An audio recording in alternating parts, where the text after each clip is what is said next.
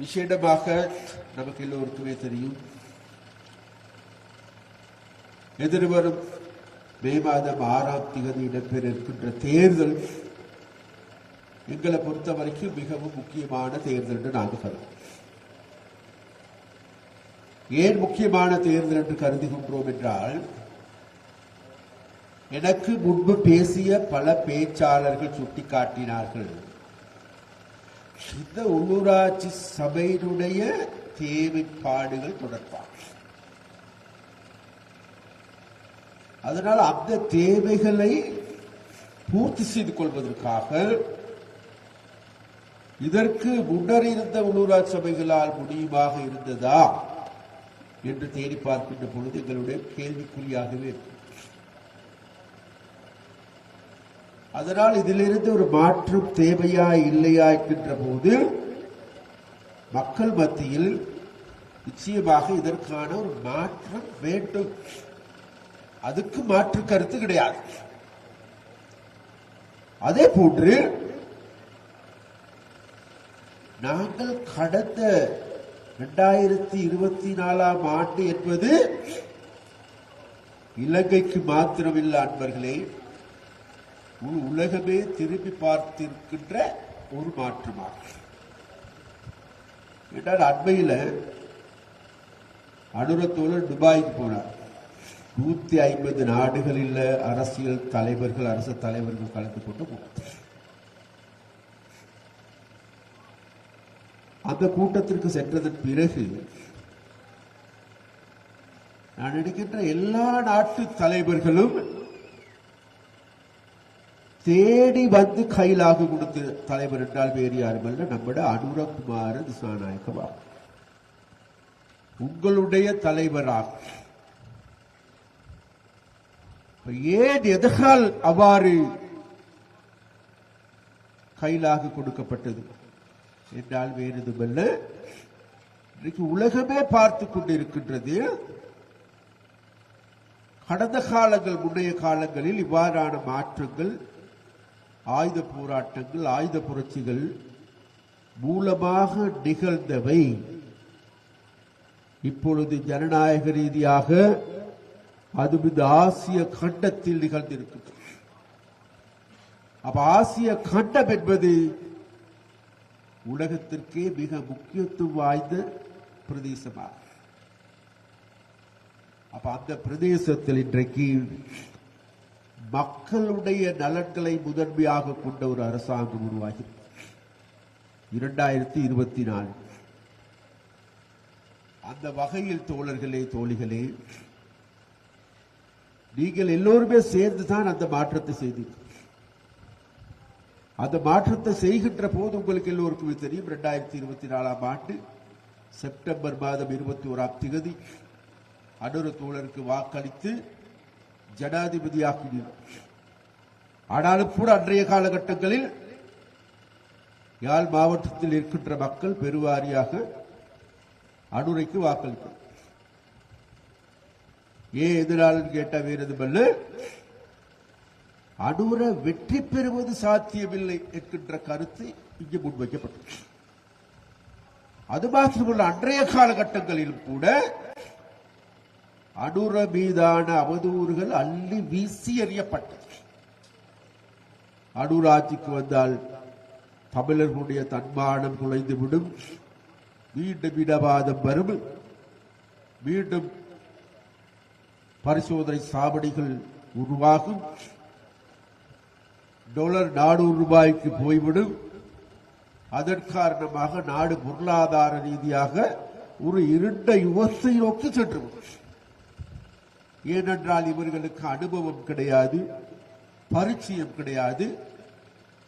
அந்த பரிச்சயம் இல்லாததன் காரணமாக நாட்டை இவர்களால் கொண்டு செல்ல முடியாது என்று கடந்த ஜனாதிபதி தேர்தலின் போது அனுர மீது அவ்வாறான அள்ளி வீசினார். அது மாத்திரமல்ல, இருக்கின்ற மக்கள் நினைத்தார்கள் 2024ஆம் ஆண்டுக்கு முதல் நடந்த தேர்தல் 2019ஆம் ஆண்டு தேர்தல். அந்த 19ஆம் ஆண்டு நடந்த தேர்தலில் கோட்டாபே ராஜபக்சாவுக்கு 69 லட்சம் வாக்கு, சஜித் பிரேமதாசாவுக்கு 45 லட்சம் வாக்கு, அனுரைக்கு வெறும் 4 லட்சம் வாக்கு. அப்ப கடித சூத்திரத்தின்படி அனுரட வெற்றி சாத்தியமற்றது என்ற கணிப்பு தான் விசேடமாக யாழ் மாவட்டத்தில் இருக்கு. ஆனால் கூட அன்றைக்கு கூட என்ன இந்த ஊடகவியலாளர் சகோதரர்கள் கேட்டாங்க, ஏண்டா உங்களுக்கு கிடைத்தது 27,000 வாக்குகள், இத எப்படி நீங்க அடுத்த பொது தேர்தலில் சாத்தியமாக்க போறோம்? நான் அன்றைக்கு சொன்னோம், எங்களுக்கு கிடைத்தது 27,000 வாக்குகள் தான். ஆனால் வாக்கு வீத இலங்கையில தேசிய மக்கள் சக்திக்கு வாக்கு வீத அதிகரிப்பை சதவிகிதத்தில் எடுத்து பார்க்கின்ற பொழுது யாழ் மாவட்டத்தை முதலாவது ஸ்தானத்தில் இருக்கின்றார். வாக்கு வீத அதிகரிப்பில் யாழ் மாவட்டத்தில் வாழுகின்ற மக்கள் எங்களை முதலாம் நிலைக்கு உயர்த்தி இருக்கின்றார்கள் என்று குறிப்பிட்டு, அதனால் பொது தேர்தலிலே யாரும் எதிர்பார்க்காத பாரிய மாற்றத்தை செய்து காட்டுவார்கள் என்று எனக்கு நம்பிக்கை இருக்கின்றது. அதன் அடிப்படையில் நண்பர்களே, 2024 நவம்பர் மாதம் நடைபெற்ற பொது தேர்தலிலே இலங்கை வரலாற்றை மாற்றியமைத்தார்கள் யாழ் மாவட்ட மக்கள். வரலாற்று ரீதியான மாற்றத்தை செய்து எங்களுக்கு 3 பாராளுமன்ற உறுப்பினர்கள், வடக்கில் 2 பாராளுமன்ற உறுப்பினர்கள், திருகோணமலையில் பாராளுமன்ற உறுப்பினர்கள், நுவரெலியா முழுவதும் தேசிய மக்கள் சக்தி வசம், கொழும்பு நகரம், கொழும்பு மத்தி எல்லாமே தேசிய மக்கள் சக்தியினுடைய வசமாக மாறியது. அந்த வகையில் இலங்கையில் இருக்கின்ற மக்கள் அபகரான ஒரு மாற்றத்தை நோக்கி ஏற்றார்கள். வேறு எதுவும் அல்ல, கடந்த 76 வருடங்களாக எங்களது சுகுத்தோழர் சொன்னது போன்று 76 வருட சாபக்கேட்டில் இருந்து இந்த நாட்டை மீட்டெடுப்பதற்கு யாரும் வரமாட்டார்கள். 24 வருட சாபக்கேட்டில் இருந்து இந்த நாட்டுக்கு விமோசனத்தை தேடித்தர யாரும் வரமாட்டார்களா என்று மக்கள் ஏக்கத்துடன் இருந்தார்கள். அந்த 76 வருடங்களாக இந்த நாட்டில் லஞ்ச ஊழல் மோசடி மலிந்த தேசமாக மாற்றப்பட்டது.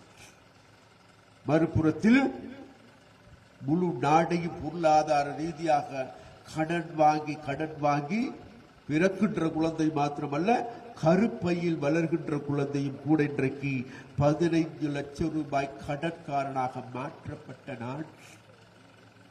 பொருளாதார ரீதியாக முற்றாக உடைத்து விழுந்த நாடு. 2022 ஆண்டு ஏப்ரல் மாதம் 12ஆம் தேதி இலங்கை என்பது வங்குரோத்து அடைந்த நாடென உத்தியோகபூர்வமாக இலங்கை மத்திய வங்கி ஆளுநரால் அறிவிக்கப்பட்ட இந்த நாடு. அவ்வாறான ஒரு நாடுதான் எங்களிடம் கிடைத்தது. அவ்வாறான ஒரு நாடு எங்களிடம் கிடைத்ததன் பிறகு இங்கிருக்கின்ற ஒரு சில அரசியல்வாதிகள் 76 வருடங்களாக இந்த நாட்டை நாசமாக்கியவர்களுக்கு ஆதரவளித்த அரசியல்வாதிகள் கடந்த காலங்களில் இந்த ராஜபக்சாக்களா, ரணில் விக்ரமசிங்காக்களா, இவர்களெல்லாம் செய்கின்ற அநீதிக்கு ஆதரவளித்த அரசியல்வாதிகள் எங்களை பார்த்து கேட்கின்றார்கள், ஓ நீங்கள் வந்து என்னத்தை செய்து விட்டீர்கள்? விலைவாசியை குறைத்தீர்களா? அரிசி விலை அதிகரித்து விட்டது, உப்புக்கு தட்டுப்பாடு ஏற்பட்டிருக்கின்றது. இவ்வாறான கருத்துக்களை முன்வைக்கிறார். அது மாத்திரமல்ல, மறுபடியும் இங்கு இருக்கின்ற ஒரு சில அரசியல்வாதிகள் எங்களை பார்த்து கேட்கின்றார்கள், நீங்கள் ஒரு சிங்கள கட்சித்தானே? நான் ஒரு விடயத்தை சொல்லுகிறேன். நான் யாழ்ப்பாணத்திற்கு வருகை தந்து இன்றைக்கு 12 வருடங்கள் ஆகும். அந்த 12 வருடங்களுக்கு முன்னர் இருந்த யாழ்ப்பாணம் அல்ல இன்றைக்கு. யாழ்ப்பாணத்து மக்கள் அல்ல இன்றைக்கு. அன்றைக்கு நான் வருகின்ற போது எங்களை வரவேற்பதற்கு ஆட்கள் கிடையாது. எங்களுக்கு அலுவலகங்களை பெற்றுக் கொடுக்க கூட யாரும் இல்லாத ஒரு சூழல். ஆனால் இன்று முழு யாழ் மாவட்டத்திலும் 17 சபைகளுக்கும்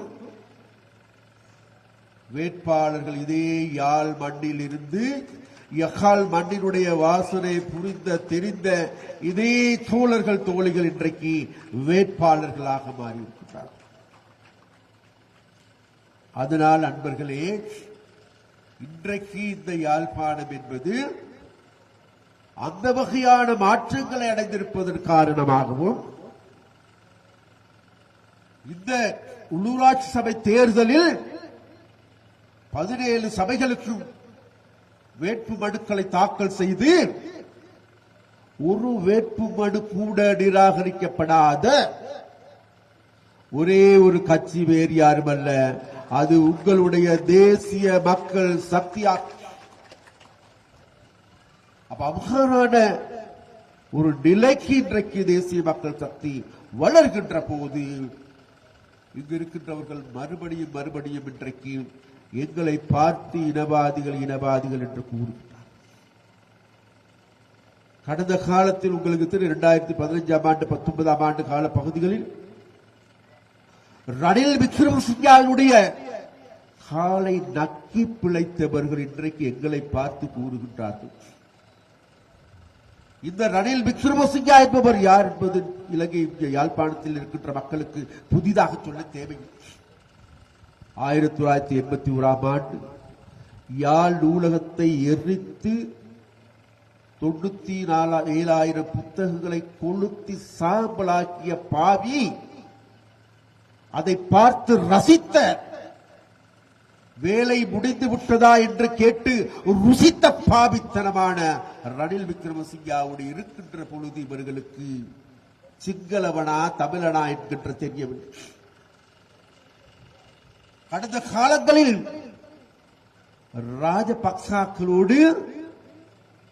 ராஜபக்சாக்களை பற்றி புதிதாக சொல்ல தேவை. இப்பொழுது உங்களுக்கு எல்லோருக்கும் தெரியும், ஒவ்வொருவராக இன்றைக்கு அந்த ராஜபக்சா பரம்பரையை சேர்ந்த ஒவ்வொருவராக இன்றைக்கு சிறைச்சாலையை நோக்கி நகர்ந்து கொண்டிருக்கின்றார். எனவே எதிர்வரும் நாட்களில் உங்கள் ஒன்றை குறித்து வைத்துக் கொள்ளுங்கள். இந்த ராஜபக்சாக்கள் உடைய கடந்த காலங்களில் இந்த லட்ச ஊழல் மோசடியில் ஈடுபட்ட அனைவருடைய விலாசமும் மெகஸ்டின் சிறைச்சாலையாக மாற்றப்படுவது தவிர்க்க முடியாது. அந்த வகையில் இன்றைக்கு எங்களுக்கு பக்கத்தில் இருக்கின்ற மாகாணம் வடமேல் மாகாணத்தினுடைய முதல்வர் இன்றைக்கு கம்பி எண்ணுகின்றார். அவருடைய அண்ணியாரும் சேர்ந்து கம்பி எண்ணுகின்றார். ஊவா மாகாணத்தினுடைய முதல்வர் இன்றைக்கு கம்பி எண்ணுகின்றார். சுகாதார அமைச்சர் கேலியர் ரபுப்பெல்ல மக்களுடைய இறக்குமதி செய்யப்படுகின்ற மருந்திலும் கொள்ளையடித்து இன்றைக்கு அது நிறுவனமாகி இன்றைக்கு அவரும் காப்பி. அந்த வகையில் அன்பர்களே, எதிர்வரும் நாட்களை நாங்கள் திரும்பி பார்க்கின்ற பொழுது பலர் அந்த பட்டியலோடு சேர போகின்றார். இவைகளை பார்த்துவுடன் சொல்கிறார், இது தேசிய மக்கள் சக்தி அரசாங்கம் அரசியல்வாதிகளை பழிவாங்குகின்றது என்று கூறுகிறார். எங்களுக்கு யாரோடு பகை கிடையாது, யாரையும் பழிவாங்குகின்ற எண்ணம் தேசிய மக்கள் சக்திக்கு கிடையாது. ஆனால் எங்களுடைய சொத்துக்கள் உங்களுடைய சொத்துக்களை திருடி இருப்பார்களாக இருந்தால், அவர்களை மோசடி செய்திருப்பார்களாக இருந்தால், அந்த மோசடிக்காரர்களை கண்டுபிடித்து அவர்களை சட்டத்தின் முன் நிறுத்தப்பட வேண்டிய கடப்பாடு எங்களுக்கு. அதை நாங்கள் செய்கின்றோம். அவர்களுக்கு தண்டனை வழங்குவதா இல்லையா என்பதை தீர்மானிப்பது நீதிமன்றமாகும். அந்த வகையில் இன்றைக்கு நாடு நகர்ந்து கொண்டிருக்கும். இவ்வாறு நகருகின்ற போது யாழ்ப்பாணத்தில் இருக்கின்ற மக்கள் கேட்கின்றார்கள், எங்க நீங்க எல்லாருமே தென்னிலங்கையில் இருக்கின்ற அரசியல்வாதிகள் ஒவ்வொருத்தரா தேடி பிடித்துக் கொண்டு வாரீர்கள், எங்கட ஊர்லையும் இருக்கிறார்களே திருடர்கள் இருக்கின்றார்கள், மண் கடத்தல்காரர்கள் இருக்கின்றார்கள், ஆட்களை கடத்தியவர்கள் இருக்கின்றார்கள், ஊடகவியலாளர்களை கொலை செய்தவர்கள் இருக்கின்றார்கள், மக்களுடைய காணியை பறித்துக் கொண்டவர்கள் இருக்கின்றார்கள், மக்களுடைய சினிமா சாலைகளை மக்களுக்கு சொந்தமான தனிநபர்களுக்கு சொந்தமான அதையும் திருடி வைத்துக் கொண்டிருக்கின்றார்கள். அவர்களுக்கு எதிராக எதுவும் நடவடிக்கை இல்லையா என்று கேட்கின்றார். வெகு கூடிய சீக்கிரத்தில் ஏண்டா இந்த நாட்களில் ஒரு சில அரசியல்வாதிகளுக்கு பெரிய நடுக்கம் ஏற்பட்டிருக்கின்றன. நடுக்கம் மாத்திரமல்ல, வயிறெல்லாம் குளறி கொண்டிருக்கு சொல்றாங்க. எந்த நேரத்தில் தான் கைது செய்யப்படுவோடோ இல்லையோ என்பது தெரியவில்லை. ஆனால் ஒரு உண்மை இருக்கின்றது, மக்களோடு விளையாண்ட நீங்கள், மக்களுடைய நிம்மதியை சீர்குலைத்த நீங்கள், கடந்த கால ஊடகவியலாளர்களுடைய குடும்பங்களை நடுங்க செய்த நீங்கள் நடுங்குவது நியாயமானது, நீங்கள் அச்சமடைவது நியாயமானது. அந்த வகையில் எதிர்காலத்தில் உங்களுக்கான தண்டனை தேடி வரப்போகுது என்பதை மாத்திரம் நாங்கள் சொல்லிக் கொள்ள வேண்டும். இவைகள் இவ்வாறு இருக்கின்ற போது நாங்கள் இவ்வாறான நடவடிக்கைகள் எடுத்துக்கொண்டு செல்லுகின்றோம். இப்பொழுது கடந்த வரவு செலவு திட்டத்திலே அதிகமான நிதி ஒதுக்கீடு கூடுதலாக செய்திருப்பது யாழ் மாவட்டத்திற்காக.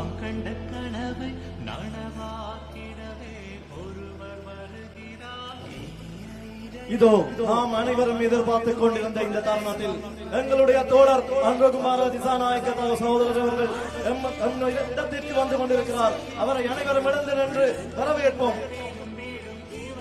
இந்த வரலாற்று நிகழ்வானது இன்று முதன்முறையாக இந்த சங்கிலியன் பூங்காவில் இடம்பெற்றுக் கொண்டிருக்கின்றது. அவருடைய வருகையானது நம் அனைவருக்கும் மிகுந்த உற்சாகத்தையும் சக்தியையும் அளித்துக் கொண்டிருக்கின்றது. அவருடைய வருகையை நாம் அனைவரும் மிகவும் ஆதரவுடன்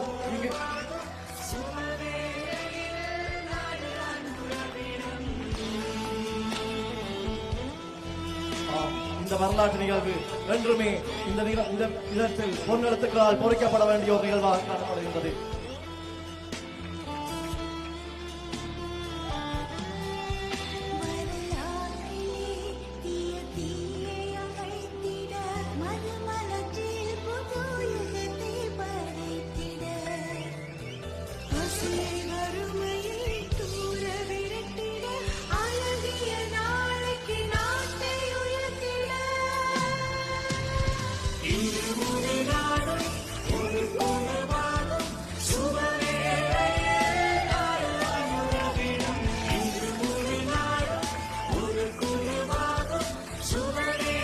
உங்களது கரகோஷங்கள் நமது தோழருடைய இந்த வருகையினை நாம் அனைவரும் கரகோஷத்துடன் வரவேற்றுக் கொள்வோம்.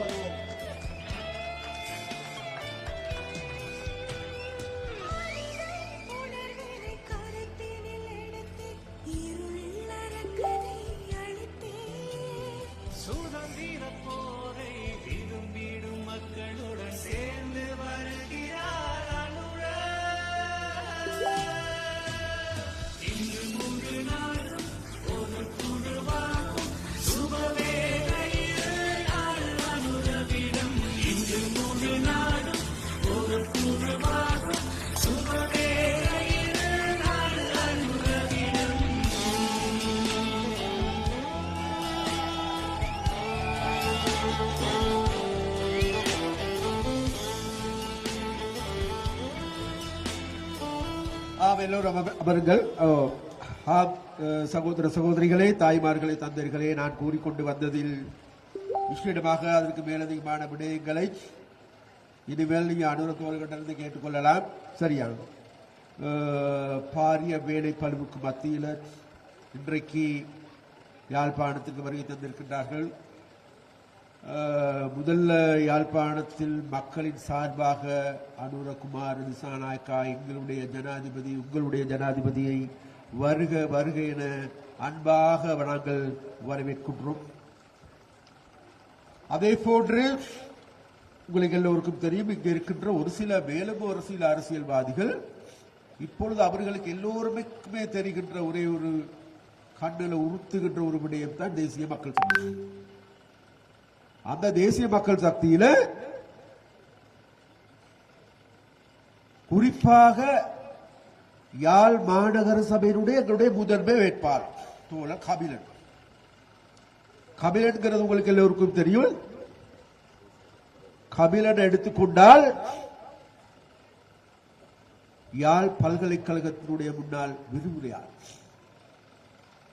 2,30,000 ரூபாய்க்கு அதிகமான சம்பளத்தை பெற்று அதெல்லாத்தையும் துறந்துவிட்டு தொழிலையும் ராஜினாமா செய்துவிட்டு இன்றைக்கு இந்த யாழ் நகர சபையை பொறுப்பேற்பதற்கு ரெடி ஆகி கொண்டிருக்கிறார். அதனால வேண்டி காலையிலிருந்து மாலை வரைக்கும் பார்க்கின்ற பொழுது அவருக்கு எதிராக, அவருடைய மனைவிக்கு எதிராக, குடும்பத்துக்கு எதிராக அவதூறுகள் அள்ளி வீசப்படுகின்றது இந்த சமூக வலைத்தளம். சமூக வலைத்தளங்களில் இருக்கின்ற அன்பர்களிடம் நான் கேட்பது ஒரே ஒரு வார்த்தை தான். உங்களுக்கெல்லாம் ஒரு மனசாட்சி ஒன்று இருக்குமாக இருந்தால் நீங்க எல்லாருமே சகோதர சகோதரிகளோடு பிறந்து இருப்பீர்களாக இருந்தால் இவ்வாறான வேலையை நிறுத்தி விடுங்கள் என்று அன்பாக கேட்டுக்கொண்டோம். அது மாத்திரமல்ல, என்னை பார்த்து சொன்னாங்க சந்திரசேகரன் ரவுடி. நான் ரவுடிக்கு ஓகே, ரவுடின்னு சொன்னா எனக்கு ரொம்ப நல்ல சந்தோஷம். மக்களுடைய செயல்பாடுகளுக்காக செயற்படுகின்ற போது, நியாயமான வேலைகளை முன்னெடுக்கின்ற போது, மக்களுக்காக குரல் கொடுக்கின்ற போது, மக்களுக்காக எங்களை அர்ப்பணிக்கின்ற போது, மக்களுடைய அபிவிருத்தி வேலைகளை முன்னெடுக்கின்ற போது அதை பார்த்து யாராவது ரவுடித்தனம் என்றால் அந்த ரவுடித்தனத்தை நான் ஆற தழுவிக் கொள்வதற்கு தயார் என்று பிரபலியமான அரசியல்வாதிகள் வேற வேலை கிடையாது நினைக்கிறேன். கடந்த காலத்தில் ரணில் விக்ரமசிங்காவுக்கு பின்னால ஃபைல்களை தூக்கி கொண்டு ஓடிக்கொண்டிருக்கின்ற பொழுது ஒரு மண்ணும் விளங்காதவர்கள் கடந்த காலங்களில் இன்றைக்கு எல்லாருமே புலி இயக்கத்தை வியாபாரம் செய்கின்றார். எல்லாரும் கடந்த காலங்களில் புலி இயக்கத்தை காட்டி கொடுத்தவர்கள், மண்டையன் குழு, அந்த குழு, இந்த குழு என்ற போர்வையில் இருந்தவர்கள், வீடு வீடாக தேடி கொன்றவர்கள், புலிகள் இயக்கம் தடை செய்யப்படுகின்ற பொழுது அந்த தடை செய்யப்பட்டதை நாங்கள் வரவேற்கின்றோம் என்று வாழ்த்தி பாடியவர்கள் இன்றைக்கு தாங்கள் தான் புலிகளுடைய இயக்கத்தினுடைய அர்ப்பணிப்பு மிக்க தலைவர்கள் என்று கூறுகின்றார். புலிகள் அமைப்பு இருந்திருந்தால் தெரியவர்கள் எல்லாமே தமிழ் துரோகிகள் என்று கடந்த காலத்தில் முத்திரை குத்தப்பட்ட நபர்கள். நான் சொல்ல வந்தது என்ன வந்தால் வேறு எதுவும் இல்லை, ஒரு பிழைக்கத்தை விளங்கிக் கொள்ளுங்கள். இந்த மாதிரியான அரசியல்வாதிகள் தாங்களுக்கு அரசியல் கொள்கை கிடையாது, குறைந்தது தேர்தலில் ஒரு விண்ணப்ப படிவத்தை கூட சரிவர நிரப்பிக் கொள்ள முடியாதவர்கள், எல்லா பட்டியலும் ரிஜெக்ட் ஆகியிருந்தது. ஏதோ நீதிமன்றத்தினுடைய புண்ணியத்தின் காரணமாக இன்றைக்கு இந்த அரசியலுக்கு வந்திருக்கின்றார், மறுபடி வந்திருக்கின்றார். முதல்ல நீங்க அரசியலை படித்துக் கொள்ளுங்க. தமிழர்களுடைய ஒற்றுமை பற்றி பேசுகிறார். தமிழா, தேசிய மக்கள் சக்தி, அனுரகுமார நாயக்கா என்பவர் சிங்களவர், அவருக்கு வாக்களிக்க வேண்டாம், நம்ம எல்லாம் ஒன்றாக இருக்கணும். ஆனா கட்சிகள், தமிழ் கட்சிகளை பார்த்தா தனித்தனியாக பிரிஞ்சு சின்ன பின்னமாகி நாசமாக்கப்பட்டிருக்கிறார். அவர்களுக்குள்ள ஒற்றுமை கிடையாது, அவர்களுக்குள்ள ஒருங்கிணைப்பு கிடையாது, அபகார் கிடையாது. அவர்கள் தமிழ் மக்களை பார்த்துக் கொள்ளுகின்றார்கள். நீங்க எல்லாம் ஒன்று, நாங்க சொல்லுகின்றோம், தமிழ் மக்களை ஒன்று சேர்க்க வேண்டிய பொறுப்பு, கடப்பாடு தேசிய மக்கள் சக்திக்கு உரியது. கடந்த பொது தேர்தலிலும் ஜனாதிபதி தேர்தலிலும் தமிழ் மக்களை ஒன்று சேர்த்திருக்கின்றோம். தமிழ் மக்கள் மாத்திரமல்ல, இலங்கையில் வாழுகின்ற முழு நாட்டு மக்களையும் ஓரடியில் ஒரே அணியில் திரட்டிய கட்சி என்றால் வேறு எதுமல்ல, அது அனுரவுடைய தேசிய மக்கள் சக்தியாகும். அந்த தேசிய மக்கள் சக்தி இன்னைக்கு ஆட்சி செய்து மக்களுக்கு நல்ல வேலைகளை முன்னெடுத்துக் கொண்டு செல்லுகின்ற பொழுது இவர்கள் ஒவ்வொருவரும் எங்களுடைய கால்களில் கைகளில் நிற்கலாம் என்று நினைக்கின்றார்கள். முடியாது. இன்றைக்கு புதிய யுகம் ஒன்று தோற்றம் பெற்றிருக்கின்றது. புதிதாக மக்கள் சிந்திக்க தலைப்பட்டிருக்கின்றார்கள். அந்த சிந்தனையின் அடிப்படையில் நான் நம்புகின்றேன் எதிர்வரும் 6ஆம் தேதி உள்ளூராட்சி சபை தேர்தலில் எங்களுடைய சக அனைத்து தோழர்களும் இன்றைக்கு தயாராகி வருகின்றார்கள். அனைவரும் வீடு வீடாக செல்லுகின்ற வேலைகளை முன்னெடுத்து வருகின்றார்கள். அதனால் நாங்கள் உங்களிடம் கேட்டுக்கொள்வது வேறு எதுமல்ல, நீங்களும் மற்றவர்களுக்கும் எடுத்து சொல்லுங்கள். 76 வருடங்களாக இவர்கள் எங்களை தமிழன் என்று, சிங்களவன் என்று, முஸ்லிம் என்று பிரித்து துண்டாடி எங்களை நாசமாக்கி எங்களுடைய இரத்தத்தை சூடேற்றி அதில் குளிர் காய்கின்ற வேலைகளையே இவர்கள் செய்திருக்கிறார்கள். இனிமேலும் வேண்டாம் இனவாதம், மதவாதம் வேண்டாம். நாம் ஒரு தாய் மக்களாக அடித்திரண்டிருக்கின்ற காலம் இது. அந்த காலத்தில் எதிர்வரும் 6ஆம் தேதி உங்களுடைய பொன்னான வாக்குகளை, பெருமதியான வாக்குகளை திசை காட்டி அளித்து முழு யாழ் மாவட்டத்தையே எங்களிடம் பெற்றுத் தருமாறு மிக அன்பாக கேட்டுக்கொண்டு விடைபெறுகின்றேன். நன்றி, வணக்கம்.